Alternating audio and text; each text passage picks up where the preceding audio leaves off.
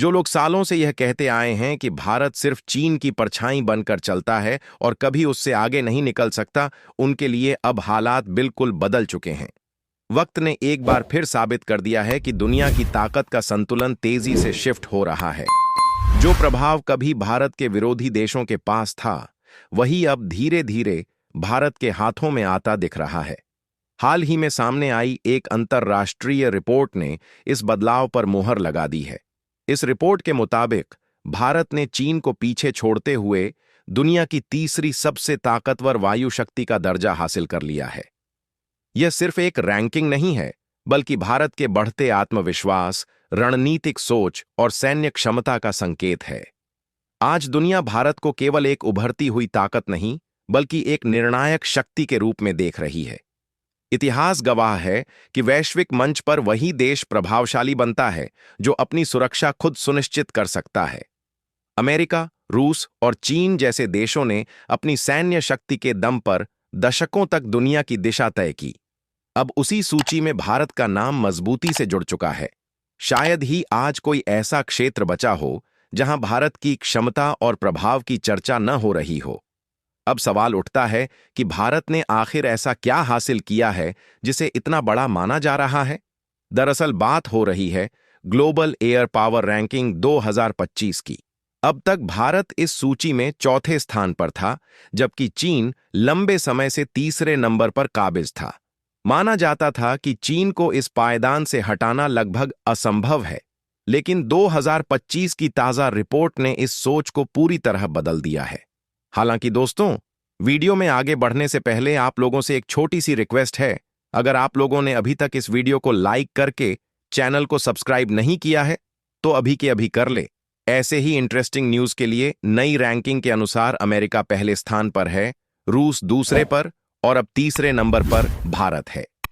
चीन, जो खुद को एशिया की सबसे बड़ी सैन्य शक्ति मानता रहा है, अब चौथे स्थान पर आ गया है। यह बदलाव केवल आंकड़ों का खेल नहीं है, बल्कि यह दर्शाता है कि भारतीय वायुसेना ने तकनीक, ट्रेनिंग और युद्ध तैयारी के मामले में जबरदस्त प्रगति की है। यह ranking world directory of modern military aircraft WDMMA नाम की संस्था ने जारी की है, जो सेनाओं का आकलन सिर्फ विमानों की संख्या से नहीं करती। इसमें विमान की आधुनिकता, तकनीकी क्षमता, पायलटों की ट्रेनिंग, मिशन रेडीनेस और रणनीतिक ताकत जैसे कई पहलुओं को शामिल किया जाता है। इसी व्यापक मूल्यांकन में भारत ने चीन को पीछे छोड़ा है। खास बात यह है कि यह पहली बार नहीं हुआ।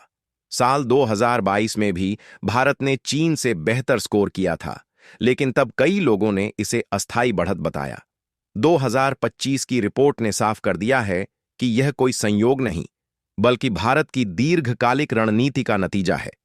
अगर गहराई से देखें तो चीन के पास विमानों की संख्या ज्यादा हो सकती है, लेकिन भारत ने गुणवत्ता पर फोकस किया है। राफेल, सुखोई 30, मिराज 2000 और स्वदेशी तेजस जैसे विमान भारतीय वायुसेना की रीढ़ बन चुके हैं। आने वाले वर्षों में AMCA जैसे प्रोजेक्ट भारत की एयर पावर को और ऊंचाई देने वाले हैं। इस बदलाव की एक और बड़ी पहचान यह है कि अब भारत सिर्फ सीखने वाला देश नहीं रहा।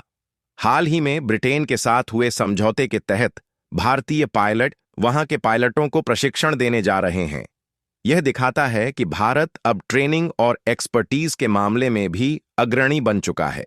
साथ he made in India defence products की मांग लगातार बढ़ रही है।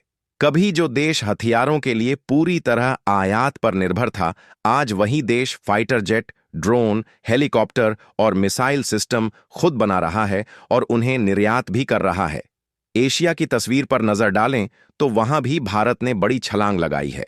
लोवी इंस्टीट्यूट की एशिया पावर इंडेक्स 2024 में भारत ने जापान को पीछे छोड़ते हुए तीसरा स्थान हासिल किया है। यह रैंकिंग सिर्फ सैन्य ताकत नहीं, बल्कि अर्थव्यवस्था, कूटनीति, भविष्य की क्षमता और सांस्कृतिक प्रभाव जैसे कई मानकों पर आधारित है। तेजी से बढ़ती अर्थव्यवस्था, युवा आबादी और आत्मनिर्भर रक्षा उद्योग ने भारत को एशिया की नई धुरी बना दिया है। विशेषज्ञ मानते हैं कि अगर यही रफ्तार बनी रही तो आने वाले समय में भारत दुनिया की शीर्ष शक्तियों में स्थायी रूप से अपनी जगह बना सकता है। अब आपकी बारी है। कमेंट में बताइए कि भारत की यह बढ़ती ताकत आपको कैसी लगती है। वीडियो को लाइक करें, दोस्तों के साथ शेयर करें और ऐसी ही आसान भाषा में गहरी जानकारी के लिए चैनल को सब्सक्राइब जरूर करें। जय